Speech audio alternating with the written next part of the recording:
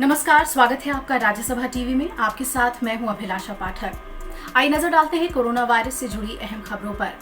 आज प्रधानमंत्री नरेंद्र मोदी ने सभी राज्यों के मुख्यमंत्रियों के साथ कोरोना वायरस से जुड़े हालात पर विस्तार से चर्चा की। वहीं देश में लॉकडाउन को जारी रखने को लेकर सभी राज्यों ने इसकी अवधि को बढ़ाने पर जोर दिया। कोविड-19 को लेकर प्रधानमंत्री ने कहा कि अगले 3 से 4 हफ्ते की जो हमारी लड़ाई है वो बेहद महत्वपूर्ण रहने वाली है।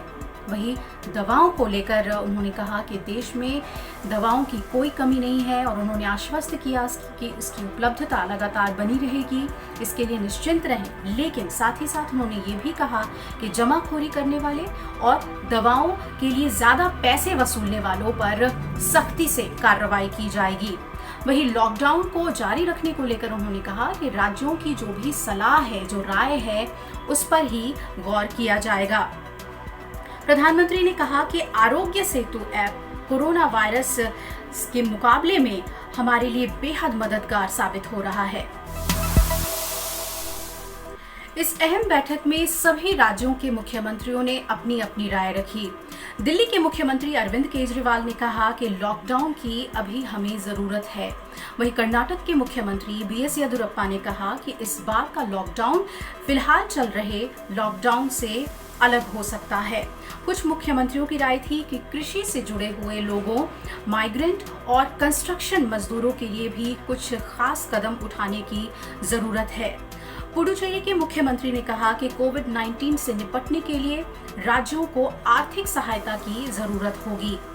कोरोना संकट के मद्देनजर प्रधानमंत्री नरेंद्र मोदी ने 21 दिन के लॉकडाउन का ऐलान किया था और अब इस बीच ओडिशा और पंजाब ने 30 अप्रैल तक लॉकडाउन जारी रखने की घोषणा कर दी है। तेलंगाना के मुख्यमंत्री ने भी कहा कि लॉकडाउन की अवधि अभी बढ़ा देनी चाहिए। वहीं आपको बता दें कि WHO ने भी लॉकडाउन को तुरंत खत्म नहीं करने की सलाह भारत को दी है। देश में कोरोना वायरस के संकट से निपटने के लिए केंद्र सरकार और राज्य सरकारें मिलकर काम कर रही हैं और इसका असर भी देखने को मिल रहा है।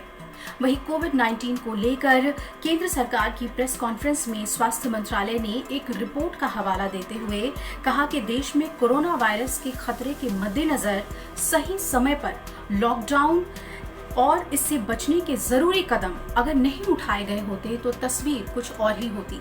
स्वास्थ्य मंत्रालय ने बताया कि 15 अप्रैल तक कोरोना वायरस संक्रमण का आंकड़ा जो है वो 2 लाख के पार जा सकता था अगर हमने लॉकडाउन का कदम नहीं उठाया होता तो। लॉकडाउन के बाद देश में अभी ये आंकड़ा 7,400 के पार पहुंचा है।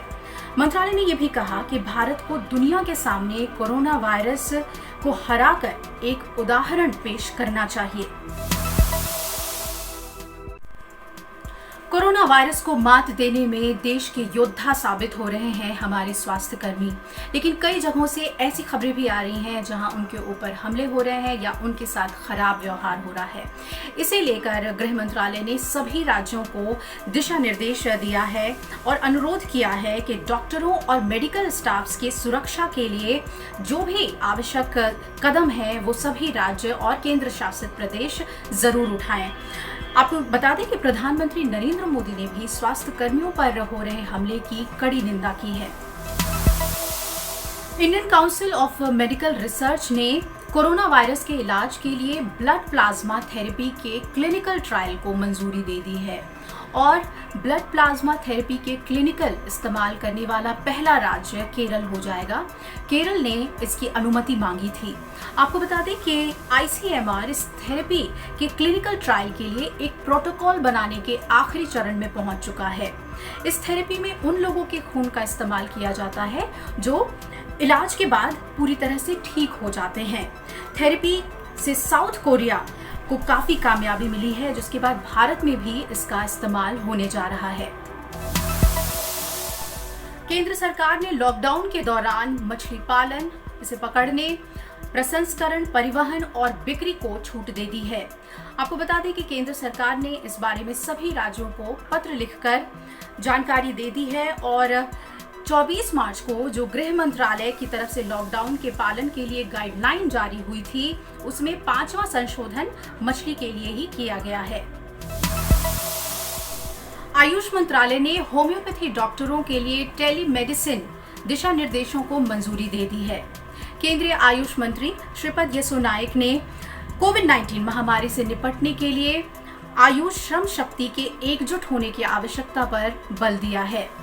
और इसी के साथ इस बुलेटिन में हमारे साथ इतना ही, लेकिन आप लगातार जुड़े रहिए राज्यसभा टीवी के साथ। और इसी के साथ इस बुलेटिन में फिलहाल इतना ही। आप लगातार जुड़े रहिए राज्यसभा टीवी के साथ। नमस्कार।